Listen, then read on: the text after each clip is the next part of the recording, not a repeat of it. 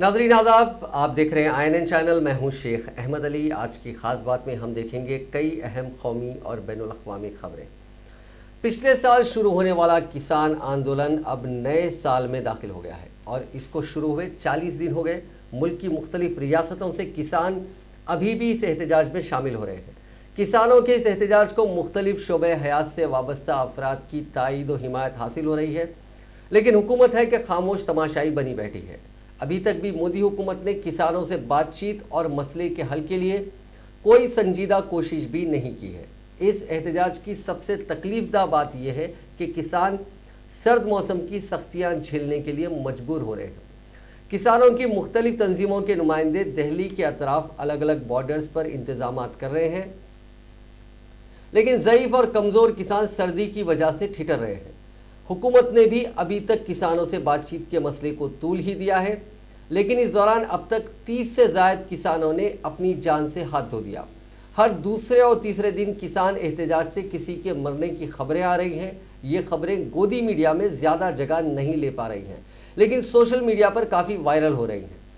4 जनवरी को एक और दौर की बातचीत होने जा रही है और इस मरतबा किसानों ने इंतबाह दिया है कि अगर ये बातचीत नाकाम होती है तो वो अपना मौक़िफ़ मज़ीद सख्त कर देंगे। वाज़ेह रहे कि किसानों ने पहले ही बड़ी बड़ी कॉरपोरेट कंपनियों के शोरूम्स को बंद करना शुरू कर दिया है। इसके अलावा सेलफोन टावर्स को बिजली भी बंद की गई थी। दूसरी जानिब हरियाणा में भी किसानों ने इस तरह के इक़दाम के ज़रिए इंतबाह दिया है। किसानों का कहना है कि मोदी हुकूमत कॉरपोरेट नवाज ज़रई क़वानीन के ज़रिए किसानों को पूरी तरह गुलाम बना देना चाहती है और कॉरपोरेट इदारों के हाथों में ज़्यादा ताकत पहुंचा रही है। किसान तंजीमों ने इब्तिदा से ही ये मुतालबा किया कि पहले 3 ज़रई क़वानीन को वापस लिया जाए और फिर बातचीत को आगे बढ़ाया जाए, लेकिन हुकूमत ने हर बार यही कोशिश की है कि किसी तरह किसानों को मुद्दे से भटकाया जाए और इस मामले को तूल दिया जाए। लेकिन किसान ये कहते हुए आए हैं कि वो लंबी जद्दोजहद के लिए तैयार होकर आए हैं। इसकी वो भारी कीमत भी चुका रहे हैं। तमाम तर जुज़वक्ती सहूलतों के बावजूद बूढ़े किसान एक के बाद दिगरे जान से हाथ धो रहे हैं। किसान एहतजाज से अब तक ऐसे कई अलमनाक तस्वीरें सामने आई हैं। प्रधानमंत्री किसान एहतजाज के इस पहलू को नज़रअंदाज करते हुए रेडियो और टीवी पर बयानात रिकॉर्ड करवा रहे हैं, जबकि प्रधानमंत्री के हवारी किसान एहतजाज को बदनाम करने और गुमराह करने में लगे हैं। उम्मीद करते हैं कि नए साल में कम से कम मोदी हुकूमत नई सोच के साथ इस मसले को सुलझाने की कोशिश करेगी। ज़रई कानूनों की मुखालिफत में दिल्ली की सरहदों पर 38 दिन से किसानों का एहतजाज जारी है। यहाँ गाजीपुर बॉर्डर पर हफ्ते को 75 साल के किसान कश्मीर सिंह ने टॉयलेट में फांसी लगाकर खुदकुशी कर ली। किसान कायद अशोक धवाले ने बताया कि अब तक 50 किसानों की जानें जा चुकी हैं। कश्मीर सिंह ने सुसाइड नोट में लिखा कि सरकार फेल हो गई है, आखिर हम यहाँ कब तक बैठे रहेंगे। सरकार सुन नहीं रही है, इसीलिए मैं जान देकर जा रहा हूँ। अंतिम संस्कार मेरे बच्चों के हाथों दिल्ली यूपी बॉर्डर पर होना चाहिए। मेरा खानदान, बेटा पोता यहीं एहतजाज में मुसलसल खिदमत अंजाम दे रहे हैं। किसान की लाश बिना पोस्टमार्टम के घर वालों को सौंप दी गई। यूपी पुलिस ने सुसाइड नोट अपने कब्जे में ले लिया है। अगर मांगे नहीं मानी गई तो किसान तंजीमों ने एहतजाज के मद्देनज़र 26 जनवरी को ट्रैक्टर रैली निकालने का ऐलान किया है। किसान कायद दर्शनपाल सिंह ने कहा कि ट्रैक्टर परेड का मंसूबा बनाया गया है। ये यौम जमहूरिया के मौके पर या यौम जमहूरिया की परेड के बाद निकाली जाएगी। किसान तंजीमों की तरफ से यह भी कहा गया है कि हम पुरअमन एहतजाज कर रहे हैं और ऐसा ही करते रहेंगे। हम लोग दिल्ली की सरहदों पर बैठे हुए हैं, लेकिन नए ज़रई कानूनों को वापस नहीं लिया गया तब तक हम इसी तरह एहतजाज करते रहेंगे। वहीं स्वराज्य पार्टी के कायद योगेंद्र यादव ने कहा कि हुकूमत सफ़ेद झूठ बोल रही है कि किसानों की 50% मांगे मान ली गई। इसका अभी तक कोई दस्तावेज नहीं मिला। एक और किसान कायद गुरनाम सिंह ने कहा कि पिछली मीटिंग में हमने सरकार को 23 फसलों को MSP पर खरीदने को कहा तो उन्होंने मना कर दिया। इसके बाद वो किस बात को लेकर मुल्क को गुमराह कर रहे हैं। इससे पहले 30 दिसंबर को किसान और हुकूमत के बीच 7वें दौर की बातचीत में पूरा मसला हल तो नहीं हुआ, लेकिन जो मुतनाज़िया 4 मुद्दे थे उनमें से 2 मुद्दों पर सहमति बन गई थी। अब 4 जनवरी को किसानों और हुकूमत के बीच 8वें दौर की मीटिंग होगी। उम्मीद की जा रही है कि इस दिन ये मुखालिफत खत्म हो सकती है। वजीर ज़राअत नरेंद्र सिंह तोमर ने कहा कि 4 जनवरी को इस बातचीत का कोई मुस्बित हल निकलेगा।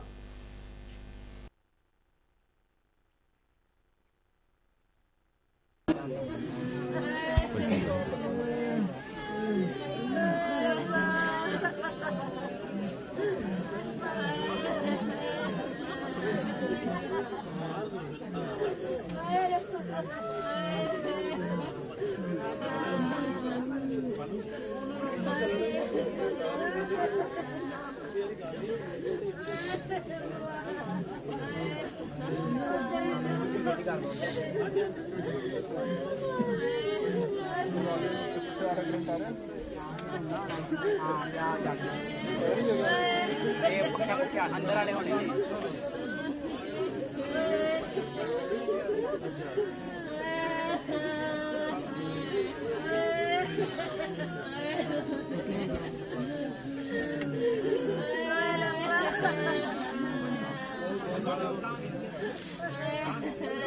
बंद से बैठ के बंद लटका दो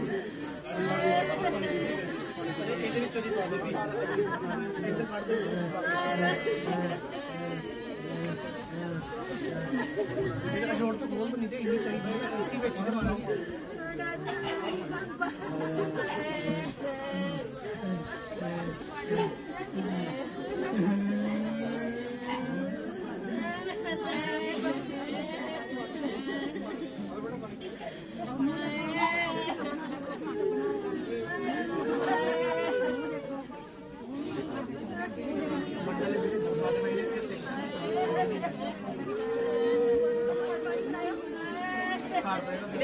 चटका दो ना आज चटका दो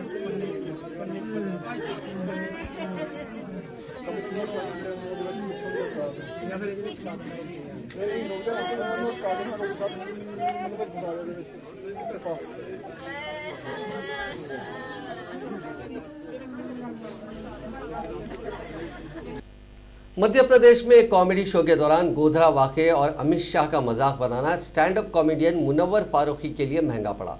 हिंदू रक्षक नामी हिंदू तंजीम के कारकुनान ने उनकी खूब पिटाई की और फिर थाने पहुंचकर उनके खिलाफ मामला भी दर्ज कराया।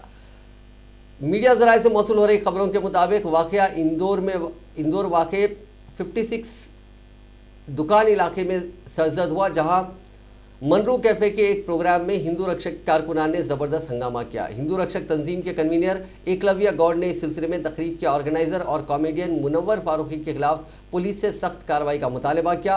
गौड़ ने इन दोनों को थाने ले जाकर पुलिस के हवाले किया और कहा कि प्रोग्राम्स में मरकजी वजीर दाखिला अमित शाह के साथ साथ देवी देवताओं की बेइज्जती भी की जा रही थी।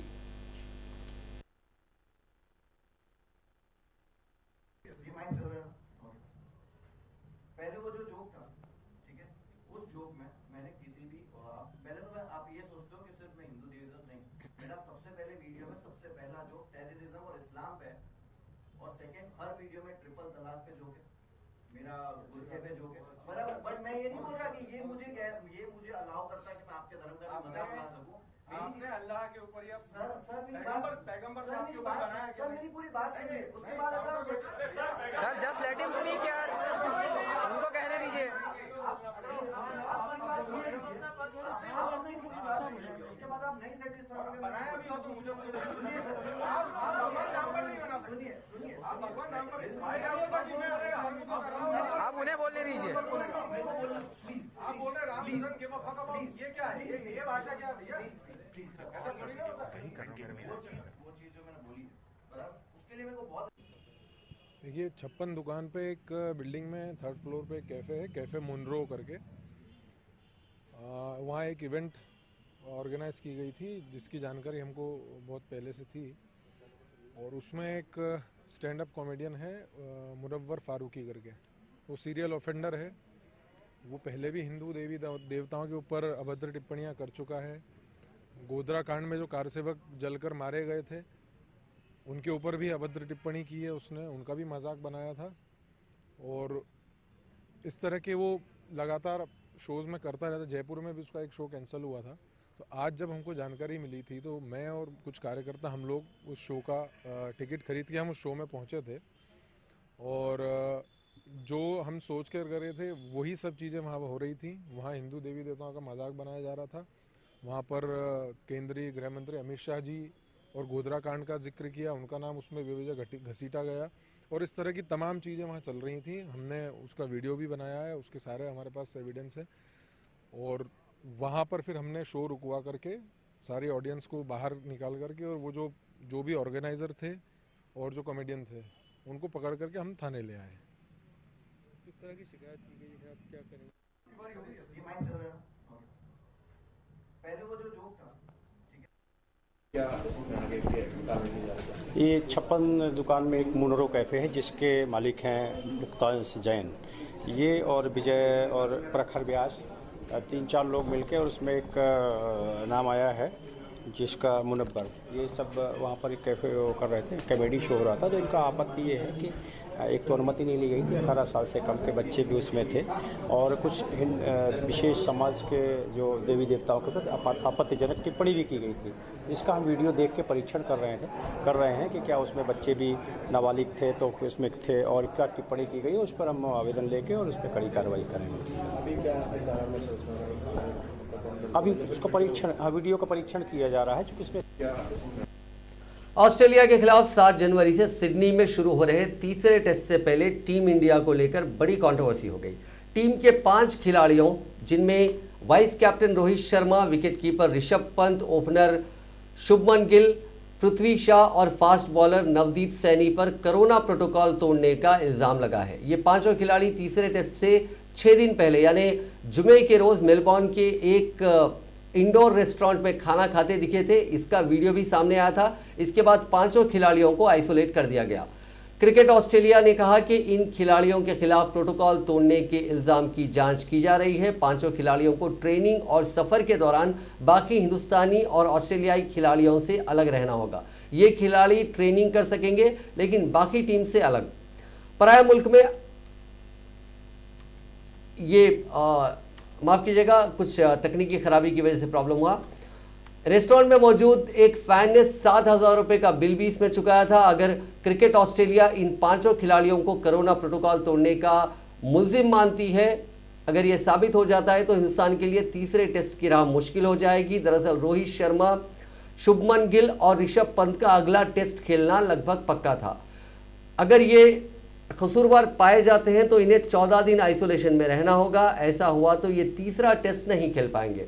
चौथा टेस्ट 15 जनवरी से है, उसी में उनके खेलने के जो इम्कानात है वो बनेंगे। टीम के 3 खिलाड़ी ईशांत शर्मा, मोहम्मद शमी और उमेश यादव पहले ही जख्मी होकर बाहर हो चुके हैं। वहीं कप्तान विराट कोहली पेरेंटल लीव पर हैं। अगर रोहित, शुभमन और ऋषभ भी तीसरा टेस्ट नहीं खेलते हैं तो टीम में कम से कम 7 खिलाड़ी ऐसे हो जाएंगे जो रेगुलर प्लेइंग 11 का हिस्सा नहीं होते। बीसीसीआई ने पहले इस मामले में अपनी तरफ से किसी तरह की जांच करने से इनकार किया था। बाद में सीए की तरफ से जारी बयान में कहा गया है कि पांचों खिलाड़ियों को आइसोलेट करने के बाद मामले की मिलकर जांच की जा रही है। सीए ने कहा कि सोशल मीडिया पर सामने आए वीडियो के बाद बीसीसीआई और सीए अलर्ट है। कोविड प्रोटोकॉल के तहत खिलाड़ी इंडोर रेस्टोरेंट में खाना खाने नहीं जा सकते। सीए ने कहा कि बीसीसीआई और हमारी मुश्तरका जांच होगी और खिलाड़ियों ने अगर प्रोटोकॉल तोड़ा है या नहीं ये साबित करने की कोशिश होगी। हिंदुस्तानी और ऑस्ट्रेलियाई मेडिकल टीम की सलाह पर ही खिलाड़ियों को आइसोलेट किया गया है।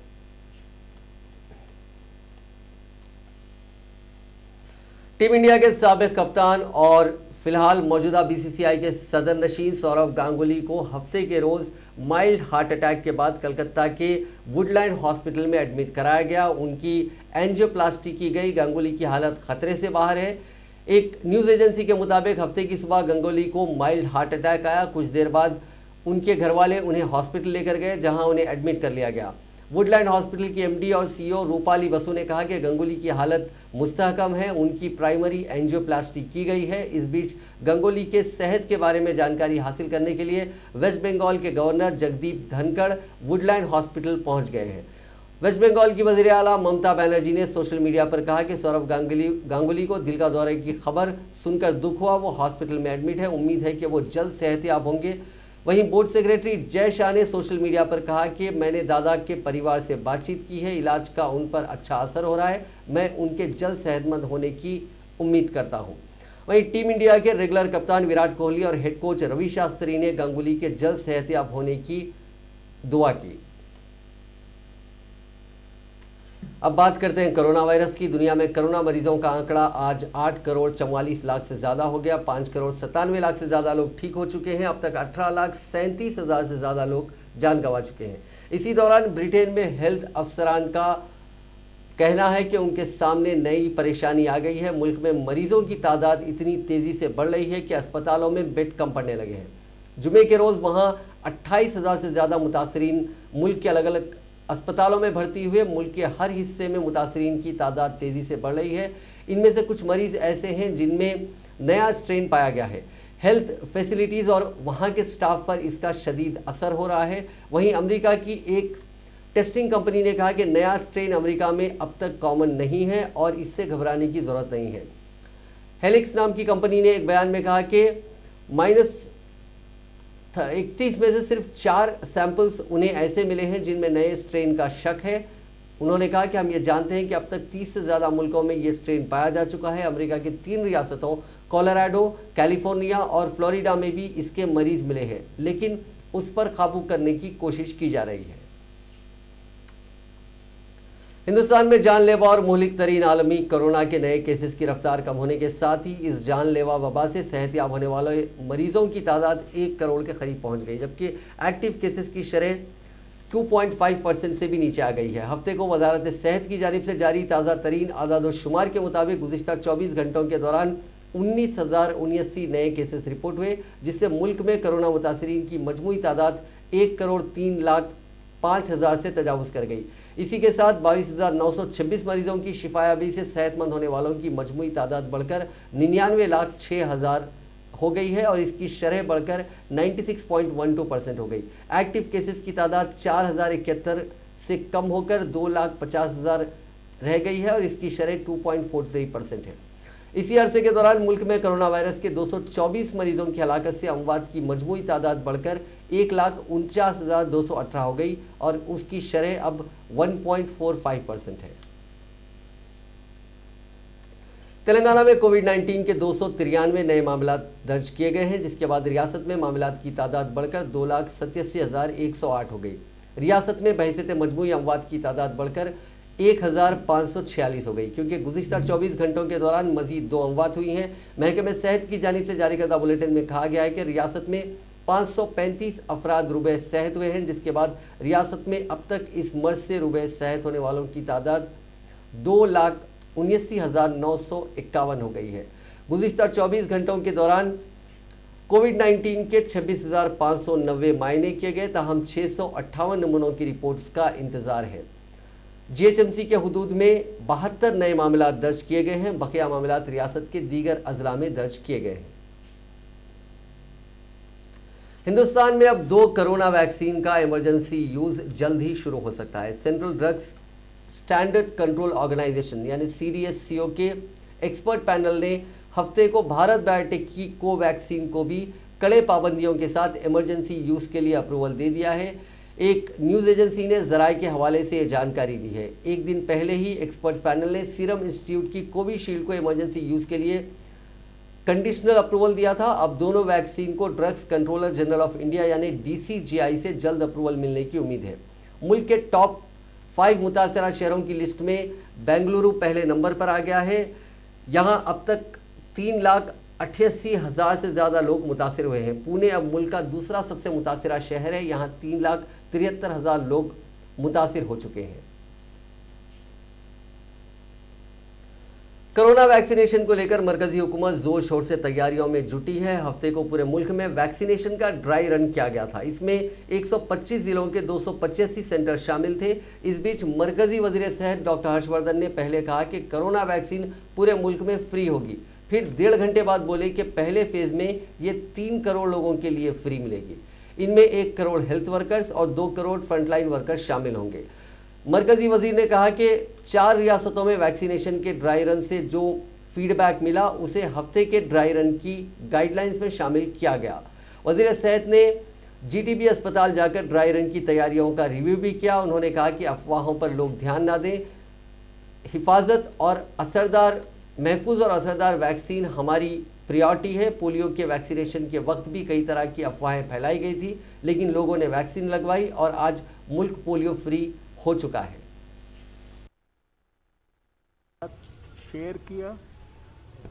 कल भी सारे देश के डिस्ट्रिक्ट मजिस्ट्रेट्स के साथ हम लोगों ने स्वास्थ्य मंत्रालय में कई बार कोऑर्डिनेशन हो चुका है, फाइनल फिर से कोऑर्डिनेशन किया है और आज पूरे देश में सभी स्टेट्स में और सभी यूनियन टेरिटरीज में लगभग 119 डिस्ट्रिक्ट्स में इसी प्रकार के 260 ऐसे स्थान जहां की वैक्सीनेशन जब शुरू होगा वहां पर लोगों को वैक्सीन दी जाएगी।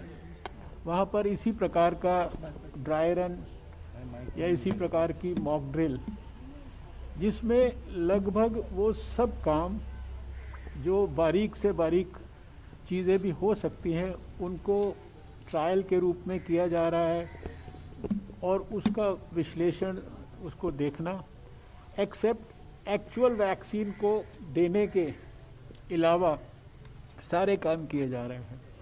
और उसी कॉन्टेक्स्ट में आज दिल्ली में भी ये एक्टिविटी 3 स्थानों पर हो रही है, जिसमें से एक स्थान ये गुरु तेग बहादुर अस्पताल है, जिसमें यहाँ का जो वैक्सीनेशन की जो प्रक्रिया चलेगी, जो बेनिफिशरीज पोटेंशियल हैं, हमारा कोविन प्लेटफॉर्म कैसे काम करेगा, कैसे लोग आकर वेटिंग रूम में बैठेंगे, कैसे वैक्सीनेशन लेने के बाद वो ऑब्जर्वेशन के अंदर बैठेंगे, आधा घंटा ऑब्जर्वेशन में उनको रखा जाएगा, कैसे अगर कोई एडवर्स इवेंट होता है फॉलोइंग वैक्सीनेशन, उसको मैनेज करने के लिए क्या इमरजेंसी व्यवस्था है, क्या उसके लिए इमरजेंसी किट्स हैं, एड्रेनलिन दवाई है, उसको शिफ्ट करने के लिए, उसके लिए एक्सपर्ट्स के लिए ये जो जो व्यवस्थाएं हैं, ये सारी चीज़ों को आज, और जो फिर वैक्सीनेटर्स और उनके साथ जो उनके हेल्पर्स हैं उनको भी डिजिग्नेटेड काम दिया गया है, नंबर 1, नंबर 2, 3, 4 करके अलग अलग सबके काम हैं, वो भी हम लोगों ने यहाँ पे एसेस करने की कोशिश की है। और मुझे पूरा विश्वास है कि जब वैक्सीनेशन की प्रक्रिया शुरू होगी तो सारे देश में हम लोग ने पिछले समय में काफ़ी विस्तार से, यानी करीब 2000 से ज़्यादा तो मास्टर ट्रेनर्स को डेवलप किया है। मास्टर ट्रेनर्स के बाद सभी स्टेट्स और यूनियन टेरिटरीज़ के अंदर जो है ट्रेनिंग की है। डिस्ट्रिक्ट लेवल पर जो है ऑलमोस्ट। बर्तानिया में पाए गए कोरोना वायरस की नई शक्ल से दुनिया के 23 मुल्कों में लोगों के मुतासिर होने की खबरों के दरमियान मरकजी हुकूमत ने बर्तानिया से आने वाले सभी मुसाफिरों को अपने साथ नेगेटिव RT-PCR टेस्ट रिपोर्ट रखना जरूरी कर दिया है। कोरोना की नई शक्ल से मुल्क में कुछ लोगों के मुतासिर होने की वजह फिलहाल बर्तानिया और हिंदुस्तान के दरमियान तैयारा खिदमात मुअत्तल है। मरकजी सेहत और ख़ानदानी बहबूद की वजारत ने आज बताया कि हिंदुस्तान और बरतानिया के दरमियान तैयारा खिदमात यानी फ़्लाइट सर्विसेज 8 जनवरी से नाफिज होगी, लेकिन उनकी तादाद अभी महदूद रखी जाएगी। इसके साथ ही मुल्क के सिर्फ 5 हवाई अड्डों दिल्ली, मुंबई, बेंगलुरु, हैदराबाद और चेन्नई से ही बरतानिया आने जाने वाले तैयारे परवाज भर सकेंगे। वजारत सेहत ने बताया कि इस सिलसिले में मियारी ऑपरेटिंग तरीक़ेकार यानी SOP जारी कर दी गई हैं। ये SOP 30 जनवरी तक या नया हुक्म आने तक लागू रहेगी। SOP के मुताबिक बरतानिया से आने वाले सभी मुसाफिरों के पास नेगेटिव RT-PCR टेस्ट रिपोर्ट होनी चाहिए और ये टेस्ट 72 घंटे से पहले नहीं होना चाहिए। इसके साथ ही बरतानिया से आने वाले सभी मुसाफिरों को हिंदुस्तान में आने पर हवाई अड्डे पर ही RT-PCR टेस्ट कराना होगा और इस टेस्ट की अदायगी यानी पेमेंट वो खुद करेंगे। बरतानिया से आने वाले जिन मुसाफिरीन की टेस्ट रिपोर्ट पॉजिटिव होगी उन्हें इदारे जाती यानी इंस्टीट्यूशनल क्वारंटाइन सहूलत में फैसिलिटी में रखा जाएगा। इसके अलावा मुताल्लिका रियासती सेहत अफसरों को उनके नमूने जीनोम सीक्वेंसिंग के लिए किसी भी लैब में भेजने का इंतजाम करना होगा। उत्तर प्रदेश की योगी हुकूमत के जरिए मकर संक्रांति से कोविड वैक्सीन का टीका लगाने की तैयारियां जोरों पर हैं, तो दूसरी तरफ वैक्सीनेशन पर सियासत भी खूब हो रही है। इसी ज़िमन में अखिलेश यादव ने बीजेपी की वैक्सीन ना लगवाने का दावा किया। अपने एक फैसले में रियासत की मेन ऑपोजिशन समाजवादी पार्टी के सरबराह अखिलेश यादव ने हफ्ते को कहा कि वो बीजेपी की वैक्सीन का टीका नहीं लगवाएंगे। अखिलेश यादव ने कहा कि इस वक्त वो कोविड वैक्सीन का टीका नहीं लगवा रहे हैं। उन्होंने कहा कि मैं बीजेपी की वैक्सीन पर कैसे एतमाद कर सकता हूं। जब मेरी हुकूमत रियासत में तश्कील पाएगी, हर किसी को मुफ्त में वैक्सीन फराहम की जाएगी। हम बीजेपी की वैक्सीन नहीं ले सकते। यूपी हुकूमत हफ्ते को रियासती राजधानी लखनऊ के 6 अस्पतालों में वैक्सीन के लिए ड्राइव मुहिम का इनेकाद कर रही है और ये मुहिम आइंदा मंगल को पूरी रियासत में मुनक्किद की जाएगी। ताहम ऑफिशियल सोर्सेस ने बताया कि रियासत में वैक्सीनेशन के लगाने का आगाज मकर संक्रांति के मौके पर हो सकता है, जो 15 जनवरी को है। चीन में एक सहाफी को 4 साल की जेल की सजा सिर्फ इसीलिए दे दी गई क्योंकि उन्होंने कोरोना पर रिपोर्ट की थी। उस सहाफी का नाम है जैंग जैन। जैंग को झगड़ा करने और मुसीबत पैदा करने का मुलजिम ठहराया गया। 37 साल की जैंग जैन चीन में बतौर सिटीजन जर्नलिस्ट काम करती हैं। वो पहले वकील रही हैं। फरवरी 2020 में वो वुहान शहर पहुंची जहां उस वक्त कोरोना अपने पीक पर था। क्योंकि उस वक्त चीन की सरकार का पूरा फोकस कोरोना को कंट्रोल करने पर था, इसलिए उस वक्त सेंसरशिप में थोड़ी ढील भी थी। एक इंटरव्यू में जैंग ने बताया कि जब वुहान में कोरोना फैलना शुरू हुआ और लोगों ने वहां के हालातों को सोशल मीडिया पर शेयर करना शुरू किया तो वो खुद यहां के हालात जानने के लिए आ गई थी। वुहान में जैंग ने अलग अलग इलाकों से रिपोर्ट की थी। भीड़ से भरे हुए अस्पतालों, रिपोर्टर्स की गिरफ्तारियों जैसे मुद्दे पर रिपोर्टिंग की। उन्होंने रिपोर्टिंग के दौरान चीनी हुकूमत की भी तनकीद की थी। जैंग ने एक वीडियो में कहा था कि जिस तरह चीन की हुकूमत वुहान को मैनेज कर रही है वो डराने वाला है। ये वाकई इस मुल्क के लिए बहुत बड़ी ट्रेजेडी है। उन्होंने 2019 में हांगकांग में एहतजाज कर रहे मुजाहिरीन को सपोर्ट किया था, जिसके बाद भी उन्हें गिरफ्तार किया गया था। पिछले साल 14 मई को वो लापता हो गई थी। बाद में पता चला कि उन्हें शंघाई में गिरफ्तार कर लिया गया। नवंबर 2020 में उनके खिलाफ चार्जशीट दाखिल की गई। उन पर इल्जाम है कि उन्होंने वीचैट, ट्विटर और यूट्यूब जैसे प्लेटफॉर्म्स पर लिखकर, वीडियो बनाकर और दूसरे सोर्सेस से झूठी जानकारियां फैलाई। उनके ऊपर यह भी इल्जाम है कि उन्होंने बैरूनी मीडिया को इंटरव्यूज दिए और वुहान में कोरोना वायरस को लेकर गलत जानकारियां दी। 28 दिसंबर को इसके लिए उन्हें मुलजिम ठहराया गया और 4 साल कैद की सजा सुनाई गई। उनके वकील जैंग के का कहना है कि गिरफ्तारी की मुखालिफत में जैंग भूख हड़ताल पर हैं और उनकी तबीयत बेहद ख़राब हो गई है। उनके वकील का यह भी कहना है कि उनकी जो फीडिंग ट्यूब के जरिए ज़बरदस्ती उन्हें खाना खिलाया जा रहा है। अब एक और बड़ी खबर, सिगरेट और तंबाकू अशिया के इस्तेमाल पर मरकज ने एक नया बिल तैयार किया है जिसमें सिगरेट समेत तंबाकू की फरोख्त की उम्र बढ़ाकर 18 से 21 साल कर दी गई है।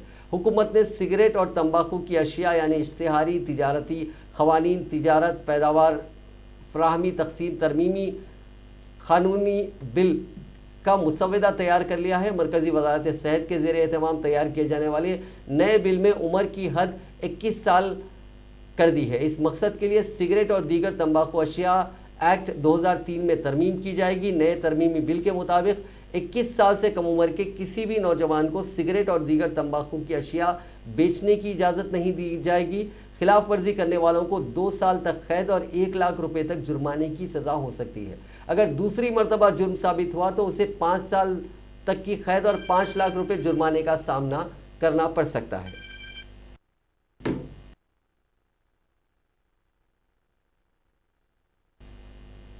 कांग्रेस के सीनियर रहनुमा और साबिक मरकजी वजीर सरदार बूटा सिंह का हफ्ते के रोज इंतकाल हो गया। वह 86 बरस के थे।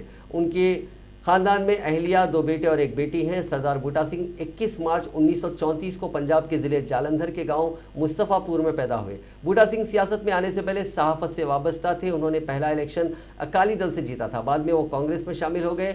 बूटा सिंह ने 8 बार लोकसभा का इंतखाब जीता था। मरकजी वजीर की हैसियत से उन्होंने दाखिला, ज़राअत, रेलवे और मौसलात के दीगर अहम वजारतों के साथ बिहार के गवर्नर की जिम्मेदारी भी निभाई।